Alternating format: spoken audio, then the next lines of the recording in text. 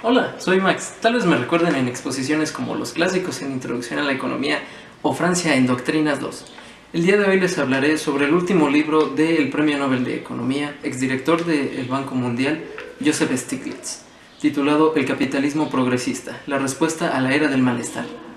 Este libro fue publicado en español a principios del 2020, pero pudimos ver un adelanto el 19 de abril de 2019 en su artículo publicado en The New York Times, Progressive Capitalism is not an oxymoron. A grandes rasgos, hace una breve semblanza de cómo utilizar el poder de los mercados en favor del beneficio social. Cabe aclarar que este libro está enfocado en el estilo de vida estadounidense, en su historia, su sistema político y económico y su acontecer diario, por lo que, si no es con fines comparativos, no analiza a fondo las economías o sistemas de otros países, pero lo justifica con esta medida. Tras la caída del muro de Berlín el 9 de noviembre de 1989, Francis Fukuyama proclamó el fin de la historia. La democracia y el capitalismo habían triunfado al fin. Una nueva era de prosperidad global con un crecimiento más rápido que nunca antes parecía estar al alcance de la mano. Una era en la que Estados Unidos iba supuestamente a la vanguardia. Pero según avancemos nos daremos cuenta que no somos tan diferentes a nuestros vecinos del norte.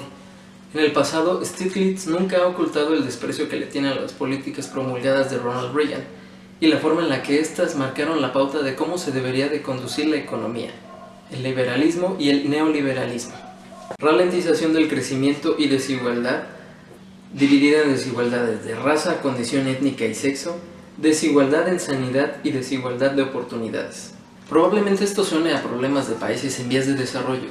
Sin embargo, y esta es otra premisa del libro, Estados Unidos no es el mejor país del mundo, pero que sea el actor Jeff Daniels quien les diga por qué. All right. And yeah, you, sorority girl, just in case you accidentally wander into a voting booth one day, there's some things you should know. And one of them is there is absolutely no evidence to support the statement that we're the greatest country in the world. We're 7th in literacy, 27th in math, 22nd in science, 49th in life expectancy, 178th in infant mortality, 3rd in median household income, number 4 in labor force, and number 4 in exports. We lead the world in only 3 categories: number of incarcerated citizens per capita, number of adults who believe angels are real, and defense spending, where we spend more than the next 26 countries combined, 25 of whom are allies. Now, none of this is the fault of a 20-year-old college student, but you nonetheless are, without a doubt, a member of the worst generation ever. So when you ask what makes us the greatest country in the world, I don't know what the fuck you're talking about. Yosemite? Entonces es momento de analizar los factores que nos condujeron a todo este embrollo. En primer lugar tenemos a la tormenta perfecta, el abuso del poder del mercado y el debilitamiento de sus contrapesos y los sindicatos. El primero tiene varios componentes. Por ejemplo, muchas de las leyes antimonopolios dejaron de ser vigentes con los cambios de la tecnología en el siglo XXI. Las grandes compañías se fusionan con el fin de incrementar sus márgenes y disminuir la competencia. Una guerra de patentes quería sonrojar a Edison, merma los sueños y aspiraciones de los jóvenes innovadores que temen de ser demandados, etc. ¿Y en qué se traduce todo esto? Exacto, en monopolios. 3 firmas tienen un 89% del mercado en los sitios de redes sociales, un 87% de las tiendas para remodelaciones domésticas, un 89% de la fabricación de marcapasos y un 75% del mercado de la cerveza. 4 firmas tienen el 97% del mercado del pienso para gatos, un 85% de las mermeladas y un 76% de las ganancias de las líneas nacionales. Normalmente, cuantos menos participantes haya, más débil será la competencia y más elevados los precios en relación de los costes. El poder de mantener los precios por encima de los costes refleja el poder del mercado de una firma. Por otra parte, tenemos el duro golpe de la realidad que nos recuerda que las promesas de crecimiento y desarrollo han sido solo eso, promesas. La globalización no trajo la paz entre naciones, al contrario, causó un estancamiento en los salarios que solo pueden competir yendo hacia abajo. La competitividad de la economía no termina por beneficiar al consumidor, más bien genera guerras comerciales financiadas por los empleos y estabilidad de las personas. Y ni qué decir de los banqueros, perdieron por completo su esencia. Solían ser intermediarios que se encargaban de redirigir los excedentes de unos para compensar la falta de capital de otros. En cambio, ahora solo se preocupan por incrementar sus ganancias. Fue esa ambición lo que condujo al desastre financiero del 2008.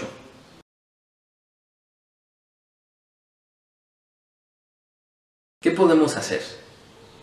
La nostalgia al pasado de los países desarrollados apunta a regímenes totalitarios y ultranacionalistas. Bueno, el socialismo en su momento logró liberar a naciones del capitalismo y a la clase proletaria de sus opresores, pero también se convirtieron en burocracias mediocres que terminaron masacrando a millones por su totalitarismo. Un mundo mejor es posible, aunque no sea fácil de alcanzar. Ahora, esta primera parte se centra en Estados Unidos, pero bien pueden ser aplicadas estas medidas en otros países del mundo. Reconocer el papel crucial del gobierno no significa caer en estados paternalistas. Simplemente la economía y el mundo han cambiado y nos han dejado lecciones claras. Hay servicios y garantías que el mercado no puede cumplir para todos, como la educación, la salud y las pensiones. Esta participación gubernamental es relevante porque es una de las pocas fórmulas conocidas por la humanidad de llegar a consensos y a regulaciones específicas. Es decir, lo importante es la acción colectiva. Stiglitz da muestra de 6 puntos que prueban esta necesidad. Una economía de la innovación. La producción de conocimientos es diferente a la producción de acero u otros bienes comunes. Los mercados por sí mismos no invertirán lo suficiente en investigación básica, la fuente de la que emanan los demás avances, que es la razón que el gobierno haya asumido el papel central, al menos en su financiación. Una economía urbana. A medida que nos industrializábamos y evolucionábamos a la era postindustrial, nos fuimos urbanizando. Hay diversas ventajas de las aglomeraciones urbanas, pero todas son arduas de manejar. En barrios vecinos lo que hace una persona puede tener grandes efectos sobre terceros. Una economía sujeta a las limitaciones del planeta. En la época de Smith había escasa conciencia de la vulnerabilidad medioambiental. Hoy estamos desbordando los límites de nuestra biosfera. Los mercados han demostrado que por sí mismos pueden volver a las ciudades inhabitables. Una economía compleja. Gestionar una economía en el mundo de granjas y fábricas de alfileres que vivió Adam Smith es distinto a manejar una economía innovadora postindustrial, globalizada y financiarizada. Una economía en flujo constante. Nuestra economía está cambiando todo el tiempo. Hemos evolucionado de una agrícola a una de carácter industrial, y de esta a una economía basada en el sector de servicios. Nos hemos globalizado y financiarizado, y ahora tenemos que aprender la forma de gestionar rápidamente, lo cual supone nuevos desafíos para la distribución de los ingresos y el bienestar integracional. Una economía globalizada. Lo que ocurre dentro de un país depende de lo que sucede fuera de sus fronteras. Nos hemos vuelto más interdependientes y estamos más expuestos a los riesgos, que superan muchas veces las habilidades de la mayoría de los individuos para lidiar con todo esto. Las regulaciones son importantes, en realidad son cruciales para determinar cómo puede funcionar bien una sociedad. Los 10 mandamientos fueron un conjunto de regulaciones diseñadas para que una sociedad sencilla tuviera la seguridad de que sus individuos que la conformaban vivieran en paz juntos. Los semáforos son un mecanismo regulador simple que posibilita que el tránsito vehicular en cortas distancias y en grandes ciudades sea lo más ameno posible. Stiglitz divide los enfoques en dos. El primero es la restauración de la democracia. Como sabemos, el sistema democrático estadounidense, quien consigue más votos, no es necesariamente el ganador de una elección, y las peculiares formas en las que los distritos están distribuidos en sus 50 estados solo hace más complejas las cosas. Además, históricamente las minorías de la élite han complicado a las propias elecciones en su beneficio, no necesariamente con fraudes, pero sí jugando con la flexibilidad de la ley. Stiglitz es tajante: establecer elecciones en domingo, pagar a los ciudadanos para votar o multarlos por no hacerlo, facilitar la inscripción al padrón, anular la prohibición de votar para quienes han cumplido su condena, combatir el fraude electoral, garantizar una vía para obtener la ciudadanía de los llamados soñadores, gente joven que ha crecido en el país y que no conoce otro hogar que Estados Unidos. Esto también está relacionado con restringir el poder del dinero en los mercados y en las elecciones. También hacer que la judicatura sea neutral y no un bastión político más. Eliminar el poder del dinero en las elecciones y la disminución de las puertas giratorias. Porque el hecho de que trabajadores del Tesoro de Estados Unidos pasen rápidamente a trabajar en Wall Street hace pensar si realmente siempre estuvieron trabajando para el segundo. El siguiente enfoque es recuperación de una economía dinámica con empleo y oportunidades para todos. Stiglitz llama a centrarnos en lo que él denomina las verdaderas fuentes de la riqueza de las naciones: el aumento del conocimiento humano, la buena organización de una sociedad y la vitalidad de sus miembros. ¿Cómo contribuimos al saber humano? Con investigación, experimentación y, muy importante, de forma colectiva. Ahí la importancia de las universidades. Son el punto de encuentro entre intelectuales de amplia experiencia en el mundo real y jóvenes deseosos de luchas por causas sociales específicas y nuevas soluciones para problemas modernos. Para Stiglitz, que los gobiernos hagan grandes gastos en universidades públicas no solo ayuda a democratizar el conocimiento, sino que también resta el poder del dinero en algo tan esencial como la formación profesional. Por otro lado, una buena organización se da cuando todos hacen lo que les toca en beneficio de su entorno. Si traducimos esto a cuestiones económicas, asegurar el pleno empleo es crucial para el desarrollo de las naciones. La India garantiza 100 días de trabajo a sus ciudadanos de las áreas rurales deseosos de realizar labores manuales no cualificadas, y unos 50 millones de indios al año han aprovechado el plan. Allí han tenido una gran ventaja adicional. Han contribuido a subir los salarios rurales, reduciendo la pobreza extrema. Así pues, hay muchas posibilidades de que el programa contribuyera a subir los salarios de quienes están en la base de la pirámide. Obviamente ello requiere de una exhaustiva tributación, estricta pero justa, y lo más regulada posible para evitar los fraudes y los movimientos al margen. Además, la seguridad social ya debería de ser una meta básica en cualquier proyecto de nación, pues una población sana que no debe preocuparse por cubrir los gastos de un imprevisto médico es más feliz, es decir, más productiva. Para este punto, Stiglitz puede parecer un poco redundante, pero en realidad solo está tratando de ser específico. Concretamente propone acceso universal a la atención médica. El Obamacare era imperfecto, pero tenía un buen marco teórico, justo como el Seguro Popular en México. Curiosamente, ambos fueron derogados por administraciones entrantes. Cabe señalar que lo que eleva las primas de los seguros médicos es que quienes los contratan son quienes padecen una enfermedad o estarán próximos a necesitarlos. Partiendo de este punto, la propuesta de Stiglitz es restaurar los sistemas que cubran a toda la población de forma complementaria con los seguros privados o, en todo caso, el sistema de pagador único, en el que el gobierno brinda asistencia sanitaria básica para todos.